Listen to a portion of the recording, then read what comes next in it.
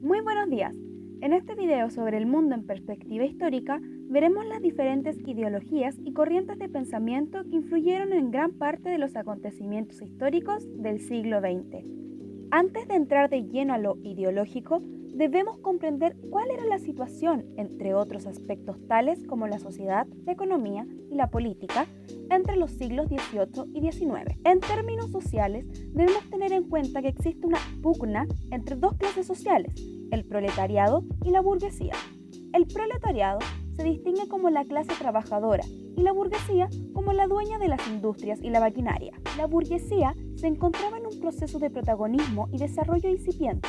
En el plano económico, el capitalismo industrial se consolida con la expansión de las industrias de los grandes centros urbanos en los países desarrollados. En el plano político, surgen ideas políticas relacionadas principalmente con la división de los poderes del Estado y la adopción de gobiernos que respetaran las libertades individuales. Es en este contexto en donde nos encontramos con el liberalismo, el socialismo utópico, el socialismo científico marxista y la doctrina social de la Iglesia. El liberalismo es una corriente filosófica, política y económica que tomó fuerzas en el siglo XIX. Expresión de ello fue la independencia de los Estados Unidos en 1776, la Revolución Francesa en 1789 y los procesos independentistas de América Latina.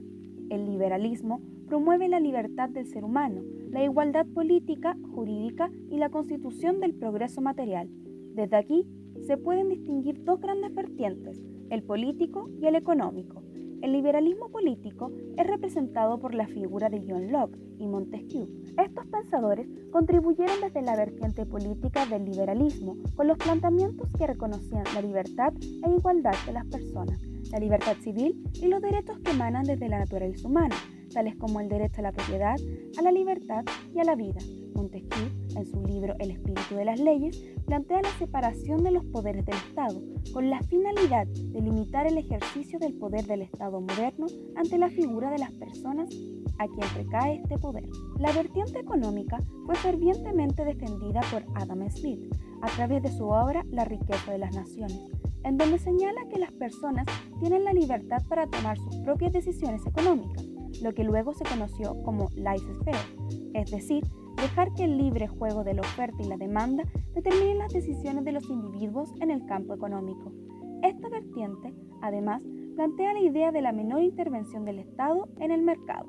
Por su parte, el socialismo utópico es considerado como el primer socialismo o socialismos premarxistas, cuyos principales representantes fueron Henry de Saint-Simon, Fourier y Robert Owen.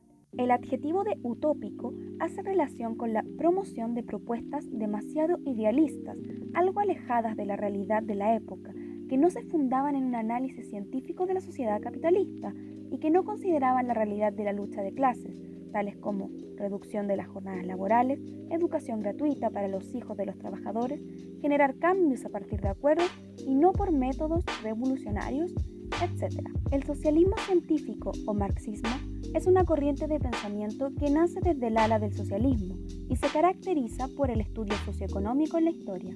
Sus principales exponentes son Karl Marx y Friedrich Engels, con sus ideas publicadas en el Manifiesto Comunista. Sus ideas se orientan a comprender lo que ellos denominan la explotación del hombre por el hombre, expresada en aquella época durante la Revolución Industrial. Este socialismo es caracterizado como científico por el hecho de analizar profundamente la realidad social, considerando la lucha de clases con el materialismo histórico y el materialismo dialéctico como elementos teóricos importantes de su ideología.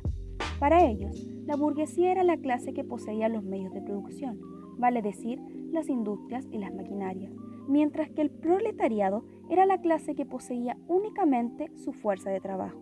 El burgués aumentaba su riqueza en la medida que extraía el plusvalor del proletario. El plusvalor es la diferencia entre el pago que recibe el trabajador y el verdadero valor de lo producido.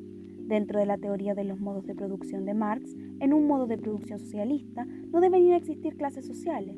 La existencia de la mano invisible y, en última instancia, tampoco la existencia del Estado, por ser considerado como el garante de las estructuras de dominación. La doctrina social de la Iglesia Católica representa la preocupación de la Iglesia Católica frente a la situación obrera en la época de la Revolución Industrial.